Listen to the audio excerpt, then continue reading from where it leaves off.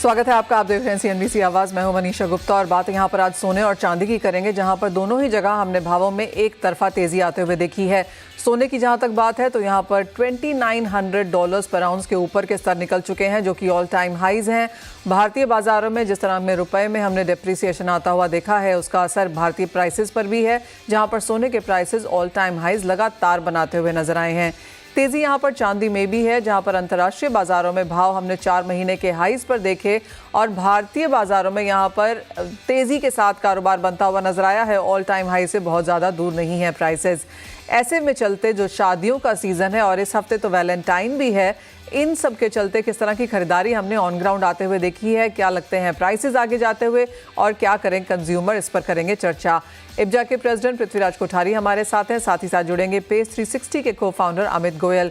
चांदी पर बात करेंगे, हमारे साथ होंगे अनमोल ज्वेलर्स के CEO Kishore Ronwal and silver emporium के चेयरमैन कांति मेहता। आप सभी का कार्यक्रम में स्वागत है। शुरुआत पहले चांदी के साथ यहां पर करना चाहेंगे, क्योंकि तेजी यहां पर भी है।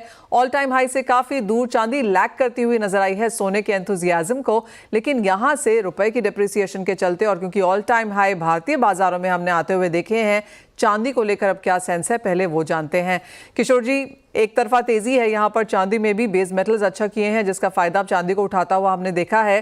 ज्यादातर ग्लोबल बैंक्स एंड ब्रोकरेजेस मांगते हैं कि इस साल $35 से $38 प्रति आउंस की तेजी हम देख सकते हैं। कुछ बैंक्स का तो $40 का भी कहना है, लेकिन आपको क्या लगता है, जिस तरह की अनसर्टनिटी है, सेफ हेवन बाइंग भी है, जियोपॉलिटिकल टेंशंस भी हैं, इन सब के चलते चांदी आपको कहाँ जाती हुई दिखती है?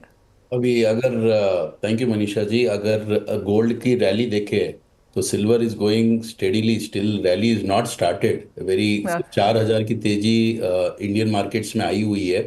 तो ये रैली हमेशा जब सोना बढ़ता है तो चांदी भी बढ़ती है, तो ये रैली आने वाली है। और मुझे लगता है कि कमिंग डेज में एज प्रिडिक्टेड 35 का तो जो आउंस का जो लेवल दिखता है, वो मिला के 1,20,000 के आसपास चांदी टच होनी चाहिए। ये रैली 100% चांदी के साथ भी तेजी पकड़ेगी। काफी लोग मानते हैं कि लाख रुपए के लेवल्स हम यहाँ पर फिर से निकालता हुआ देखेंगे। किशोर जी, आप वो कब तक होता हुआ देखते हैं? कई लोगों ने इस साल को 2 हिस्से में बांट दिया है, first half and second half, कैसे देखते हैं आप उसे? अभी अगर आप देखें तो इंडियन मार्केट्स में 98,500 तो चांदी आ चुकी है, जो फिजिकल रेट्स में देखा जाए तो 1 लाख तो कहीं दूर दिखती नहीं है। अभी तो एक जंप होगा और 1,02,000 के आसपास तो कमिंग डेज में may be a week we will see silver touching 1,02,000। तो I don't see within March, I see a very good high rally और 1,20,000 के आसपास चांदी टच होनी चाहिए। किशोर जी, साथ ही साथ ये हफ्ता ऐसा है जहां पर हम शादी की खरीदारी तो अभी भी आता हुआ देख रहे हैं, शादियां पीक पे हैं यहाँ पर, और ये वो भी समय है जब लाइट वेट ज्वेलरी अच्छा करती है, क्योंकि वैलेंटाइंस है, खरीदारी का मौका लोग ढूंढते हैं और वो बनता हुआ नजर आ रहा है। सोना इतना ज्यादा हाई है, क्या चांदी ज्वेलरी की तरफ लोगों का रुझान बढ़ा है? सोने के भाव बढ़ने से सिल्वर ज्वेलरी का market is picking up. Light weight silver jewellery is getting a very big boom. Silver jewellery market is at very high demand. तो अभी अगर देखा जाए तो चांदी का जो ज्वेलरी का मार्केट है, it is going very good. And अगर सोने के भाव से अगर कंपेयर करें तो everyone prefers silver to buy. तो इसके हिसाब से I think silver jewellery market is going to boom in coming days. और 100% jewellery of silver will do good. Alright, prices में तेजी है, लोग लाइट वेट अपने बजट के अंदर कुछ ढूंढ रहे हैं और चांदी की ज्वेलरी यहां पर जोर शोर से काम कर रही है। कांति मेहता जी, आप कैसे देखते हैं चांदी का बाजार फिलहाल? सिल्वर का मार्केट अभी ऑल टाइम हाई नहीं है और बढ़ने के बहुत ज़्यादा चांसेस है। चांदी के अंदर तेजी अभी बनी नहीं है और आई भी नहीं है। अभी वैलेंटाइन डे के हिसाब से सिल्वर की ज्वेलरी के अंदर बहुत अच्छा खरीदारी है, लेकिन सिल्वर आर्टिकल्स के अंदर अभी खरीदारी नहीं है भाव बढ़ने से। और सोने का साथ में प्रेशर के हिसाब से चांदी में भी इतनी ग्राहकी कस्टमर की सब परचेजिंग बहुत ही कम है। कांति मेहता जी, यूजली ये होता है कि बाजार एक तेजी में होता है तो खरीदारी भी हम यहाँ पर बढ़ता हुआ देखते हैं, लेकिन जितनी तेजी से और जितनी जल्दी यहाँ पर भाव बढ़े हैं, आपको लगता है वो एक रीजन है कि फुटफॉल्स हमने यहाँ पर ज्वेलरी की दुकानों में कम होते हुए देखे हैं? नहीं, सिल्वर की ज्वेलरी के अंदर फुटफॉल अच्छा है, क्योंकि गोल्ड जी। गोल्ड का प्राइस इतना बढ़ने से सिल्वर की ज्वेलरी के अंदर ऑप्शन बहुत ज्यादा है। और गोल्ड की ज्वेलरी का सेम ऑप्शन सिल्वर की ज्वेलरी में आ रहा है। उसके हिसाब से सिल्वर की ज्वेलरी के अंदर अच्छी कस्टमर, अच्छे ग्राहकी है। लेकिन सिल्वर आर्टिकल्स के अंदर ग्राहकी अभी नहीं है, बहुत ही कम है। तो जहां तक ज्वेलरी की बात है, यहाँ पर चांदी की ज्वेलरी ऑफ कोर्स अच्छा खासा एक बेस बनाती हुई नजर आई है, लाइट वेट भी है, सोने के मुकाबले थोड़ी सी यहाँ पर प्राइस में भी कम है, और वैलेंटाइंस में बेसिकली यही चीजें चलती भी हैं। कोठारी जी नमस्कार, शुक्रिया साथ देने के लिए। सोने में जिस तरह की बढ़त लेकिन देखने को मिली है, 2900 के लेवल्स भी अब पार होते हुए नजर आए हैं। बाजार को लगता है कि एक पुश और चाहिए और $50-60 तो ऐसे ही यहाँ पर निकल जाएगा। ऐसे बाजार में सबसे पहले तो प्राइस को लेके क्या सेंस है? देखिए, जो ट्रेड वॉर चल रहा है in between the US and the entire globe, तो उसके बारे में कोई भी प्रिडिक्ट नहीं कर सकता है। इफ़ यू से द डॉलर इंडेक्स, अगर ग्राफ, ऑयल, इक्विटीज, कोई भी चीज़ कंपिटिटिव नहीं है। यहाँ पे कुछ भी हो सकता है। आज अर्ली मॉर्निंग में 55 डॉलर गोल्ड चलता था, अभी 2905 है। तो मतलब $50 गोल्ड बढ़ना, $100 बढ़ना कोई बड़ी बात नहीं। अगर ऐसे रहेगा तो 3200 सोना आ जाए with in this Feb month, तो उसमें भी कोई बड़ी बात नहीं है। और जिस हिसाब से आप देखो तो only the buyer, there is no seller in gold market. आप अगर देखो तो कोई सोना बेचना ही नहीं चाह रहा है, हर एक कोई भी भाव में बाय करने को लोग तैयार हैं। और यहाँ डोमेस्टिक मार्केट में भी अगर आप देखो डिमांड कम है, बट फिर भी डिस्पैरिटी मार्केट में नहीं है, इस प्राइस पे भी डिस्पैरिटी नहीं है। तो इस हिसाब से मुझे लगता है कि कहीं ना कहीं डाइजेस्ट हो गया है कि अगर सोने के अंदर लोगों ने ये दिमाग बना लिया है कि ये यूएस चाइना का ट्रेड वॉर में सब लोग पीस रहे हैं उसके अंदर, और खास करके बेसिकली एक ही आइटम चल रही है, सिर्फ वो गोल्ड चल रहा है ना। आप देखो बेस मेटल में भी नहीं है, तो दूसरा प्लेटिनियम, पैलेडियम, सिल्वर, कोई भी आइटम उसके मुकाबले में नहीं चल रही है। सिर्फ गोल्ड है कि उनको हेज करके रख रहे हैं कि कहीं पे भी अगर यूएस डॉलर के अंदर कुछ होता है तो उसको सेफ के लिए हम गोल्ड बाय करके रख रहे हैं। तो एक हेजिंग इंस्ट्रूमेंट गोल्ड क्या हो गया। तो 3200 डॉलर भी बड़ी बात नहीं है, क्योंकि मैं स्टार्ट से कह रहा हूँ कि ये $3000 भी गोल्ड आएगा तो इन वेतन आप सोते सोते में ही गोल्ड आ जाएगा $100 की तेजी। तो ऐसे ऐसे चल रहा है गोल्ड का प्राइस। तो इससे फिजिकल मार्केट काफ़ी इफेक्ट कर रहा है। अगर आप देखोगे तो फिजिकल के अंदर अब इतना बड़ा रिस्क हो गया है कि हम कैसे माल बेचें। आज जब 1 करोड़ रुपए का अगर 1 किलो सोना होता है तो कैसे किसी को देंगे, कैसे लेके, it's a too much risk. आज 100 किलो हम गोल्ड इंपोर्ट, पहले हम गोल्ड टनों में इंपोर्ट करते हैं, अब 100 किलो की वैल्यू 100 करोड़ रुपया हो गई है। तो ये बहुत मुश्किल है इस प्राइस पे ट्रेड करना।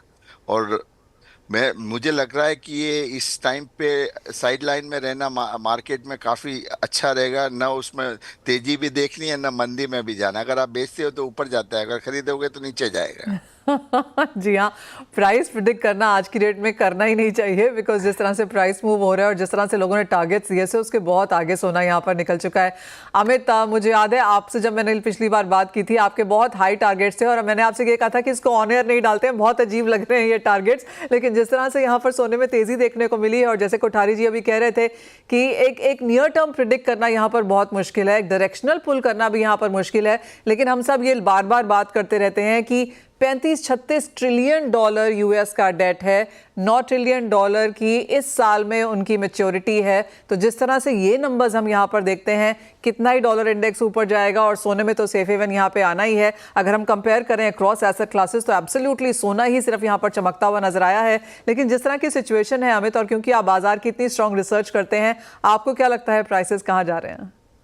मनीषा, मैं इस टाइम एक टोटली एक कॉन्ट्रेरियन हूँ। इनफैक्ट साल में शायद पहली मर्तबा है कि मैं मीडियम टर्म गोल्ड में बेयरिश हो गया हूँ। ऐसा तो कई बार हुआ है कि मैं नियर टर्म गोल्ड पे बेयरिश हो गया हूँ, मगर चूंकि मैं लॉन्ग टर्म में I have been a complete bull in the last 6 years, पहली ऐसी मर्तबा है कि आज मैं लॉन्ग टर्म तो मैं अभी भी बुलिश हूँ, और मुझे अभी भी लगता है कि आने वाले 4 या 5 साल में जो है वो गोल्ड में हमें अभी और भी बहुत ऊपर के लेवल देखने हैं। बट जिस तरीके से ये तेजी बनी है, $2535 का भाव था 15 नवंबर के करीब, और 2580 तो जो है अभी दिसंबर में था, और वहां से जो है हम प्रैक्टिकली $325 बढ़ गए हैं। आई थिंक बहुत ज्यादा ओवर एक्सटेंडेड हो गया है।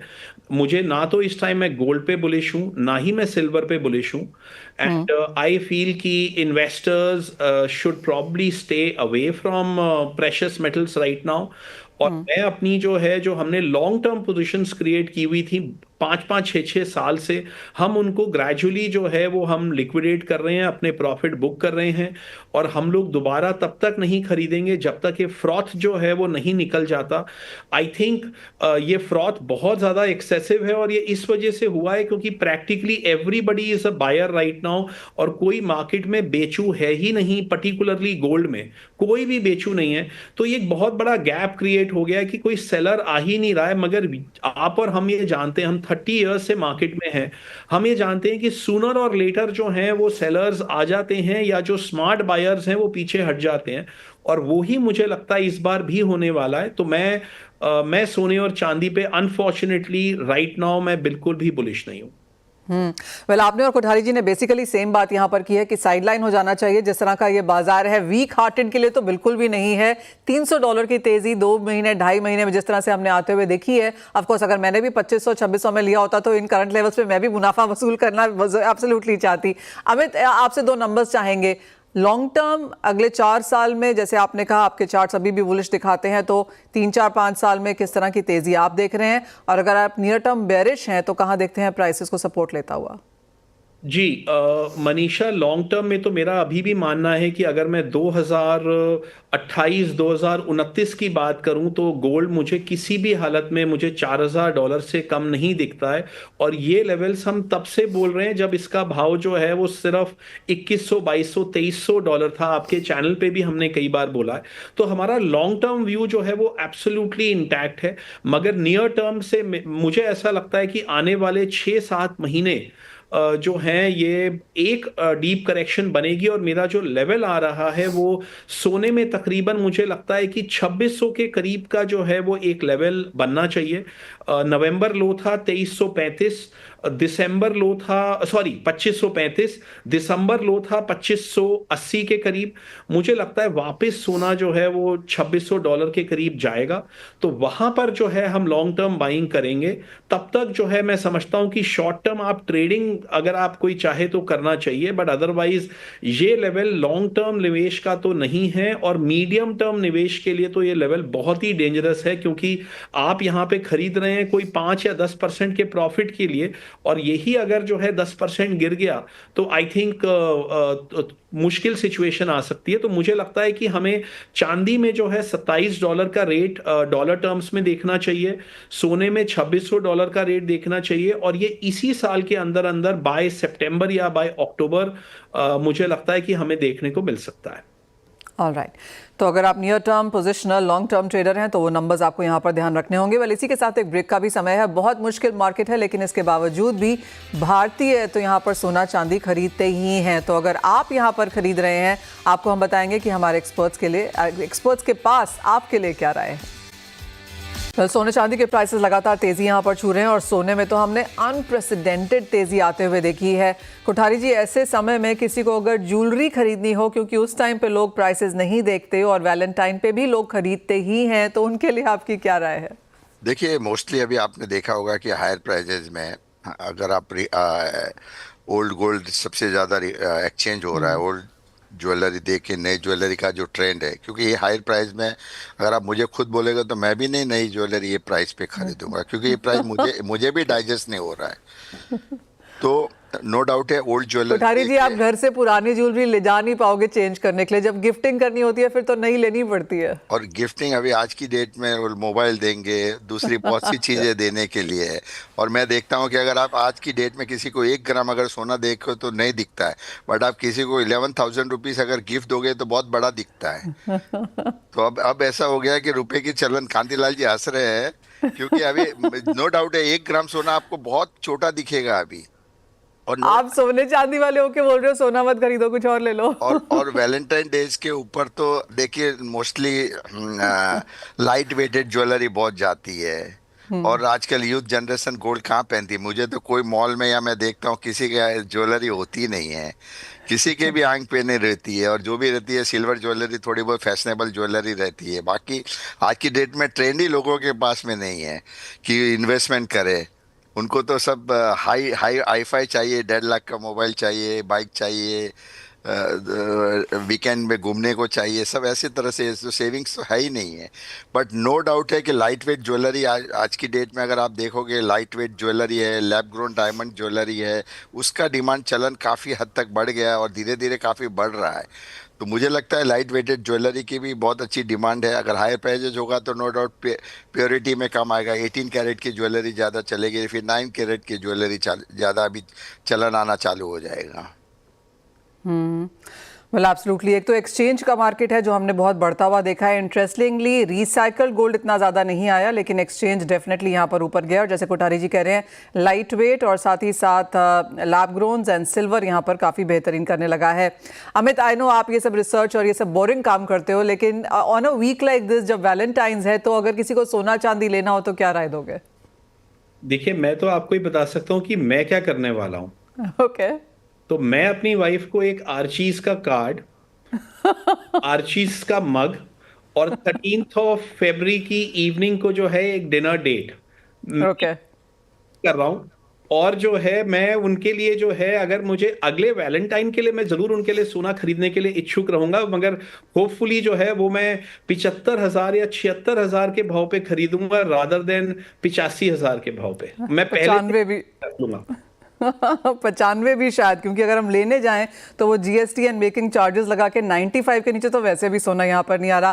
कांति भाई, आप क्या करेंगे और क्या राय देंगे? क्या कैसे चांदी खरीदनी चाहिए इस हफ्ते में?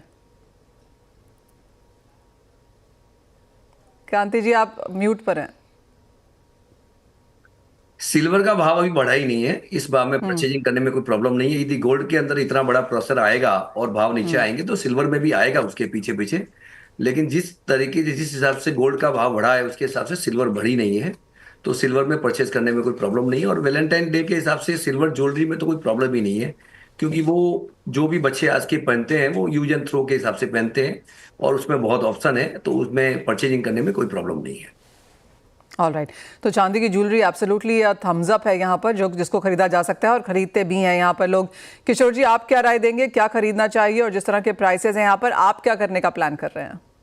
मेरी वाइफ तो मानने वाली नहीं है, वो तो कोई भी भाव सोना हो उसको तो गिफ्ट करना ही पड़ेगा। लेकिन अगर देखा जाए तो अभी का जो जनरेशन है, this generation is now shifting the whole trend.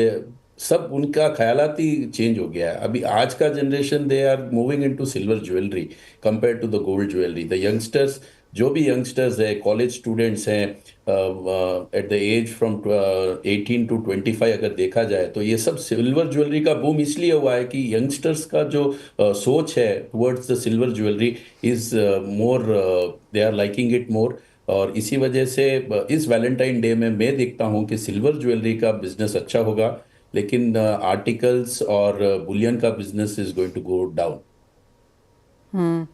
Well, clearly एक दिक्कत तो यहाँ पर है ही, जो खरीदारी है वहाँ पर जो बजट्स हैं उस लिहाज से यहाँ पर होती हुई नजर आएगी। और जहाँ तक वैलेंटाइंस का है, ऑफ कोर्स जैसे सभी ने कहा कि बहुत सारे यहाँ पर स्पेंडिंग ऑप्शंस होते हैं, तो ज्वेलरी उसमें कितना स्पेस बना पाएगी। और of course light jewellery, low caratage jewellery शायद यहाँ पर लोग खरीदते हुए नजर आएंगे।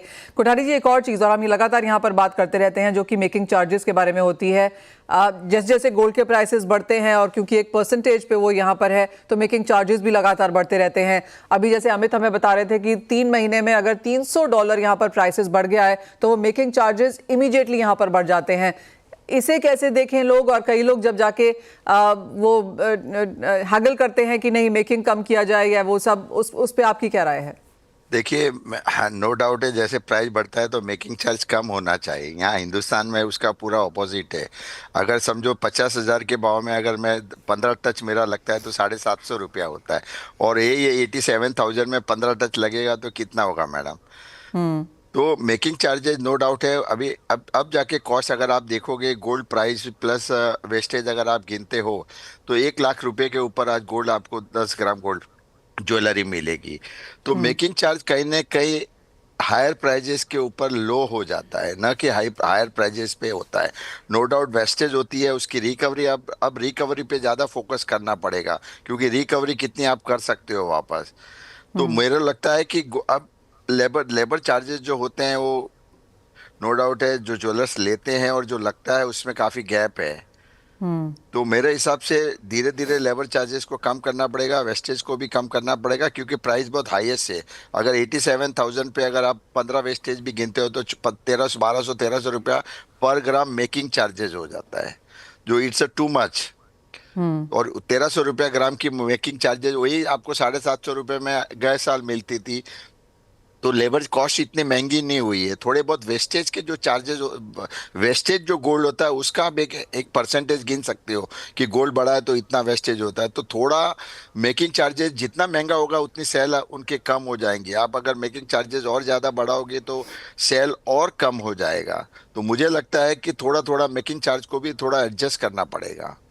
और नो डाउट है इतनी इन्वेंट्री लेके बैठते हैं, इन्वेंट्री का कॉस्ट भी मेकिंग चार्जेस में एडजस्ट करना पड़ता है, क्योंकि यहाँ इतनी लॉट्स ऑफ इन्वेंट्री लेके लोग बैठते हैं और उसके बाद में जब सेल होता है कस्टमर को क्या पसंद आता है तो वो भी कॉस्ट जो होती है इन्वेंट्री की कॉस्ट भी मेकिंग चार्जेस पे जाती है। वेल एब्सोल्युटली, ये एक और चीज़ है जो कई लोग यहाँ पर बात करते हैं कि जिस तरह से सोना यहाँ पर बढ़ा है, जो मेकिंग चार्जेस हैं वो भी सडनली यहाँ पर बढ़ गए हैं, क्योंकि शायद 10-15 साल पहले ऐसा होता था कि एक फिक्स मेकिंग चार्ज होता था, लेकिन उसके बाद सब यहाँ पर परसेंटेज पे मूव हो गए। तो जैसे आपका सोना बढ़ता है आपकी मेकिंग चार्जेस उसके साथ बढ़ जाती है। तो जैसे कहा गया कि सुबह अगर 2850 का सोना था और शाम तक 29 हो गया तो $50 के ऊपर के लिहाज से आपकी मेकिंग चार्ज भी यहाँ पर मूव हो जाती है। बहुत क्विकली कांति जी, आप क्या कहेंगे मेकिंग चार्जेस के बारे में?